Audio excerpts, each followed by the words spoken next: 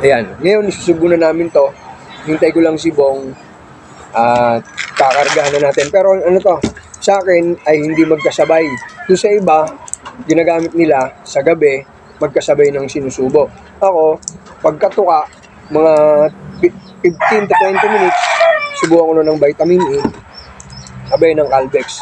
Pagka ikikiping na, pag ilalagay na sa kulungan.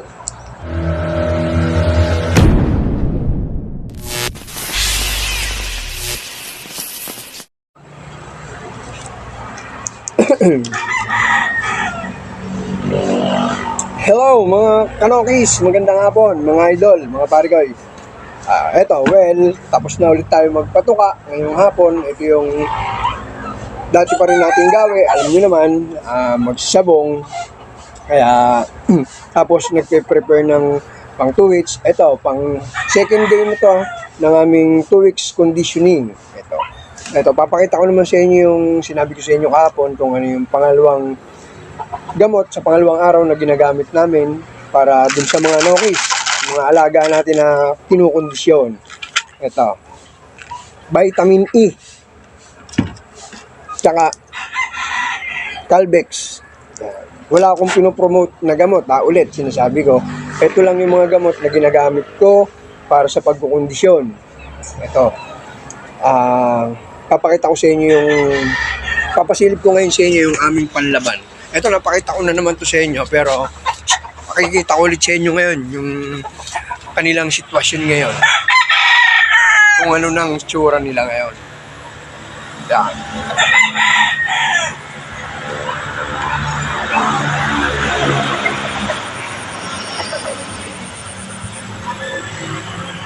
Yun, yung dalawa nating mga nokis na panlaban. Noong mga unang araw, bago natin sila i-kondisyon, naka-pre-con sila, hindi pa ganyan masyadong gumalaw. Kumbaga, relax pa lang. Ngayon, padalawang araw na natin silang nabigyan ng supplement, ng gamot, na vitamins. Medyo nakikita na agad natin kung ano yung pagbabago sa kanilang galawan. Hindi kagaya dati na parang wala pang masyadong sigla, ano lang sila, yung mga relax lang. Ngayon, may karga na silang gamot, iba na yung kanilang galaw.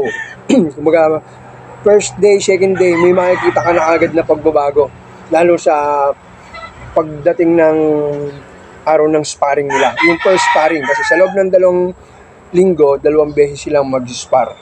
Ayan. Pwede naman silang 1 beses na lang paliguan. Yung unang spar nito, pagka 5 days, okay lang kahit di mo sila paliguan. Pero kung sobrang mainit ang panahon, lublob mo lang sa tubig. At least sumingaw ng kaunti yung init ng katawan.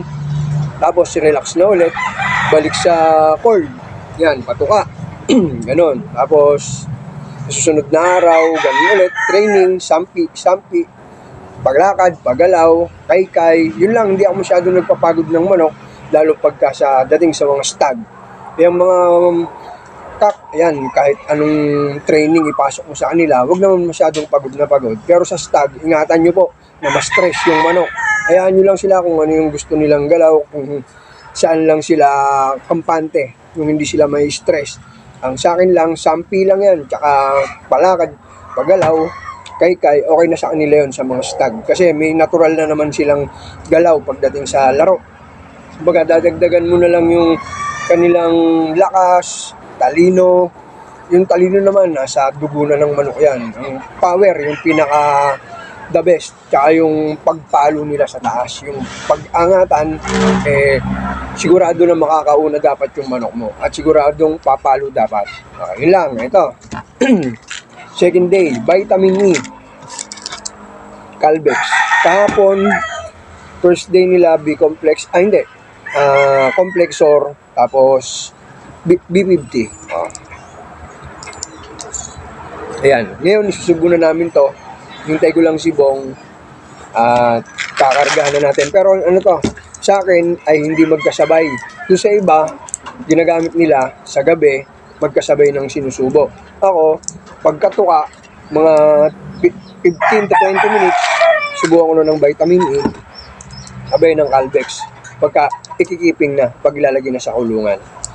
Paano mga pare ko, mga idol, mga kanokis, yun lang, sana magustuhan nyo yung mga sinishare kong mga supplement na binibigay ko, mga gamot sa aking mga nokis, subaybayan nyo po kung mananalo kami sa November 23. Sana magkita-kita tayo doon, nandun kayo para at least kung matalo man, manalo, pag matalo naman, tanggap naman namin, ganun talaga ang labanan. Weather lang yan, at saka buena swerte ang kailangan. Paano, magandang hapon. Bukas mo ulit. Bye-bye.